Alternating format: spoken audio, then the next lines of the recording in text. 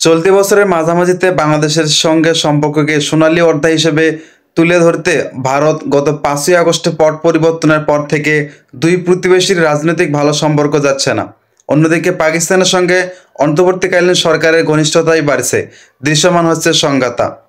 ঢাকার কূটনৈতিক অঙ্গন সংশ্লিষ্টরা বলছেন যে সেপ্টেম্বরে নিউ ইয়র্কে গিয়ে বাজিমাত করেছিলেন অন্তর্বর্তী সরকারের প্রধান উপদেষ্টা ডক্টর মোহাম্মদ ইউনূস। মার্কিন প্রেসিডেন্ট জো বাইডেন ২০২৫ সালের জানুয়ারি মাসে ক্ষমতা ছাড়বেন। ডক্টর ইউনূসকে কাছে পেয়ে বুকে টেনে নেন, হাতে হাত রেখে বলেছেন বাংলাদেশের সংস্কারের যে লক্ষ্যে নোবেলজয়ী অর্থনীতিবিদ ঠিক করেছেন তাকে বাস্তবে রূপ দিতে হবে, সব ধরনের সহযোগিতা করবে হোয়াইট হাউস। তবে বর্তমান প্রেক্ষাপট ভিন্ন। হোয়াইট হাউসের ক্ষমতার অদলবদল হয়েছে, ডেমোক্রেটদের কাছ থেকে ক্ষমতা চলে গেছে রিপাবলিকানদের হাতে। গত ৫ই নভেম্বর নির্বাচনে ডোনাল্ড ট্রাম্পের যুক্তরাষ্ট্রের ৪৭তম প্রেসিডেন্ট নির্বাচিত হয়েছেন। মসনদে আসীন হওয়ার পর ৪ বছর হোয়াইট হাউসের দেখভাল করবেন তিনি।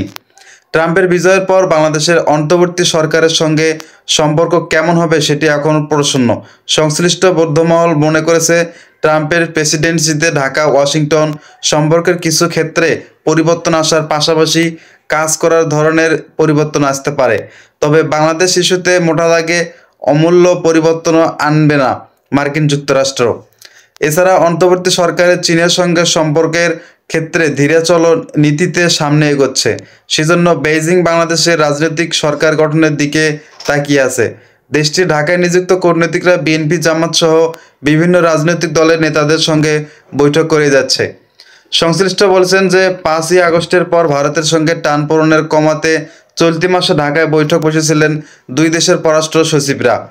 টানপোড়েনের আর আস্থার সংকট কাটাতে পররাষ্ট্র সচিব মোহাম্মদ জসিমউদ্দিন ও ভারতের পররাষ্ট্র সচিব বিক্রম মিশ্রি পরিবর্তিত প্রেক্ষাপটে দুই প্রতিবেশীর সম্পর্ক এগিয়ে নিতে ঐকমত্য হয়েছেন। তবে বিজয় দিবসের দিন ভারতের প্রধানমন্ত্রী নরেন্দ্র মোদীর বিতর্কিত পোস্ট ভালোভাবে নেয়নি ঢাকা। এটি ঢাকা দিল্লির রাজনৈতিক সম্পর্কের জোর লাগানোর ক্ষেত্রে চ্যালেঞ্জের বার্তা দিচ্ছেন। পররাষ্ট্র মন্ত্রণালয়ের এক জ্যেষ্ঠ কর্মকর্তা বলেছেন, ৫ই আগস্টের পর দিল্লির সঙ্গে টানাপোড়েনের নিরসনের প্রথম উদ্যোগ হিসেবে ঢাকায় দুই দেশের পররাষ্ট্র সচিব পর্যায়ে বৈঠক অনুষ্ঠিত হয়েছে। এটি ইতিবাচক দিক। ওই বৈঠকের সুফল আসবে কিনা সেটি বোঝা যাবে আরও পরে। কোনো কারণে যদি ইতিবাচক কিছু না হয়, অন্তত দুই দেশের মধ্যে ব্যবসা বাণিজ্য চলবে, হয়তো রাজনৈতিক দূরত্ব থাকবে।